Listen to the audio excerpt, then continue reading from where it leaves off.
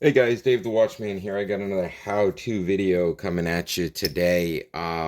Basically what we're going to be going over today is how to resize an OLEVS watch with the Jubilee bracelet. It is a little bit different than the regular OLEVS bracelet. As you can see here, the Jubilee bracelet has kind of like a different type of a link pattern to it. But I'm going to actually show you how to do this. So if you guys like this content and you want it to keep on coming, make sure you give me the thumbs up, like, subscribe, ring the bell for the notifications, all the good stuff. Show the love. Keep this channel going. It's growing really, really fast, and I appreciate all of my subscriber base and all of the comments, all the likes, all the subscribes. I really do appreciate everything that you guys are doing to help grow this channel. And without further ado, I just want to get into it. So let's say you just purchased your first OLEVS watch based on one of my recommendations or one of my reviews, and you received the beautiful watch with the Jubilee bracelet and this tool that comes with it, and you're not sure what to do at this point.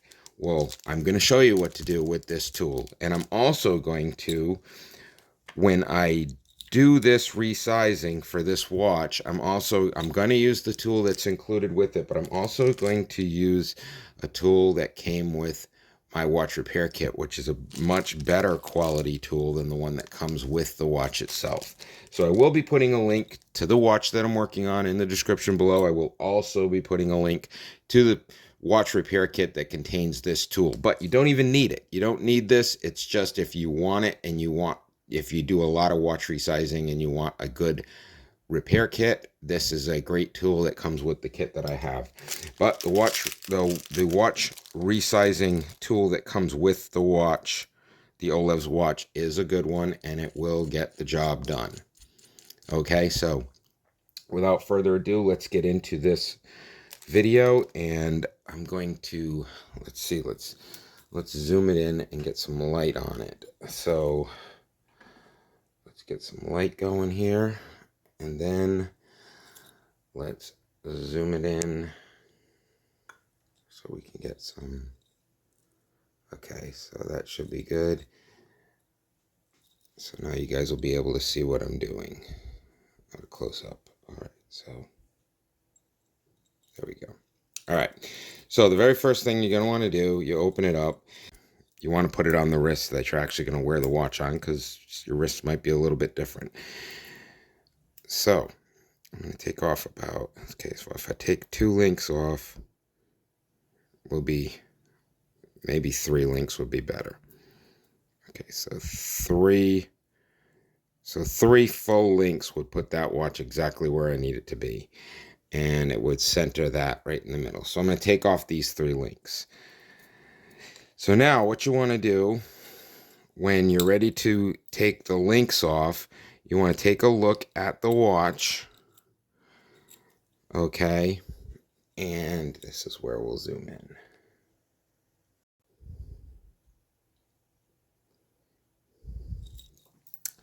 Okay, so what you're going to do is you're going to take a look at the pins. Now, the pins will be on in the side, so you can see the pins there. And what you're going to do is you're going to line the tool. You want to open it all the way up so that you can fit the bracelet in. And then you're going to place this in so that it fits. And then you want to put the tool in the hole, and you want to make sure that the hole is also lined up here. See if you can see it in there. I don't know if you can see it in there, but yeah, you want the tool to be lined up so that when you press the pin through, see it, there it is, you want the pin to come out. So now, if it gets to the point where you're pressing through and the pin's not coming out like that, see how the pin's coming out? Then you're pressing on the wrong side. you need to be pressing on the correct, you need to be screwing it in to press it on the correct side. Otherwise, it's not going to come out. So once the pin comes out a little bit like that, what you're going to do is you're just going to pull it out. And there you go. Now, you want to make sure that you remember the orientation of the watch at 12 o'clock, and it came out on the 9 o'clock side of the watch. So it's going to go in on the 9 o'clock side of the watch if the watch is facing at noon. Okay, so now it's separated. But you'll notice that these links are all independent. So that's where it becomes difficult to line everything up, because each one of these links will move. Okay, so now I said we were moving 3 links out of this watch. So that means I have 2 links left on this side, and I want to remove 1 on the other side. So actually I should have gone up a link when I broke the links. So I'm going to do the exact same thing, but I'm going to remove these 2 links. I'm just going to screw this in, make sure it's lined up like I said. You want to make sure that that's all lined up. I'm trying to get it in focus there.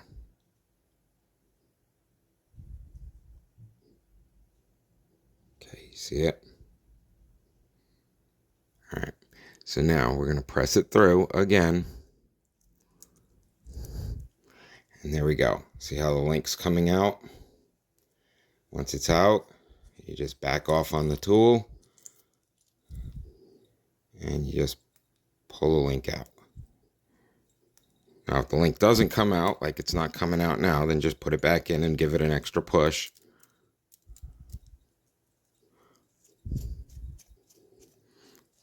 Because it really has to make it past that sticking point in order to come out. So then you unscrew it. Okay, and now if it still doesn't come out, then you just break out the heavy artillery. A pair of pliers will work just fine. So you just take the pliers, you grab it, and you pull it out. Okay, just like that. All right, so now that's 2 complete links. Okay, we have 2 complete links removed from this watch. Okay, now like I said, I need to remove 3. So I should have gone up 1 more level on this bracelet. So once again, you just repeat the process. So now I'm going to go in.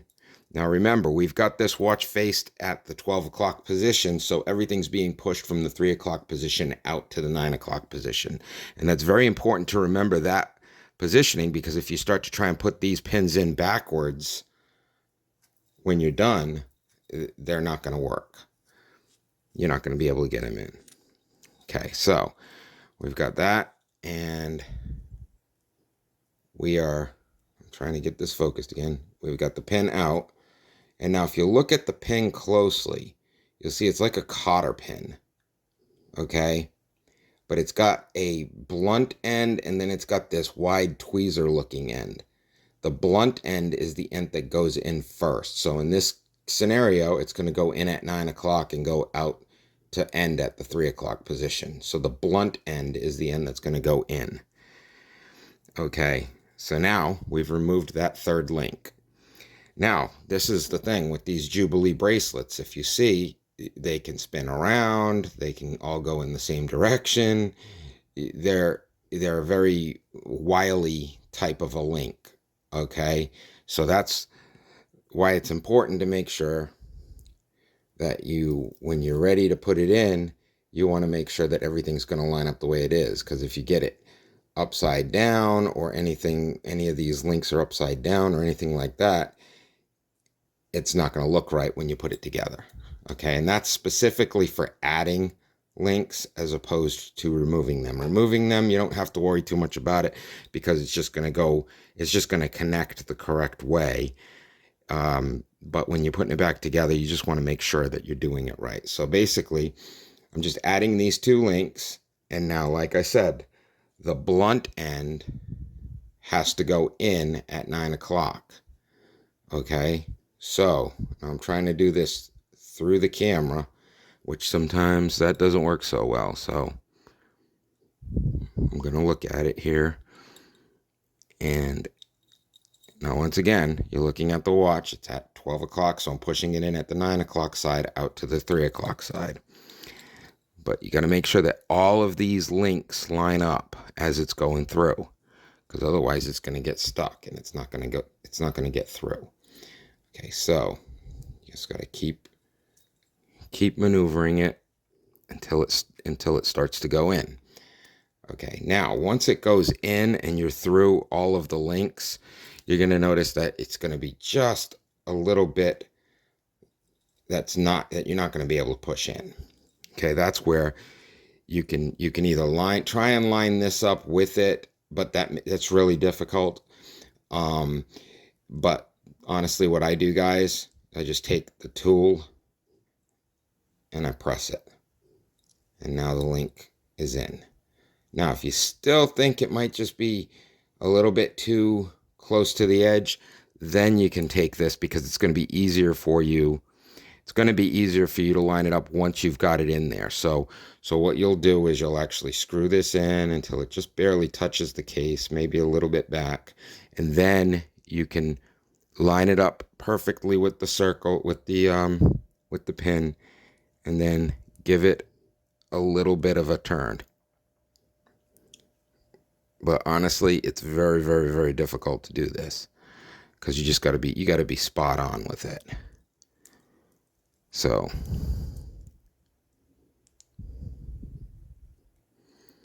let's press that in.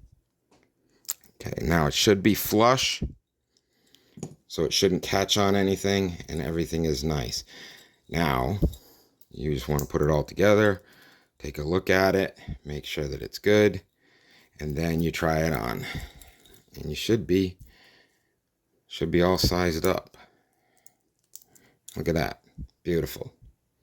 So once again, I am going to post a link in the description for this OLEVS watch.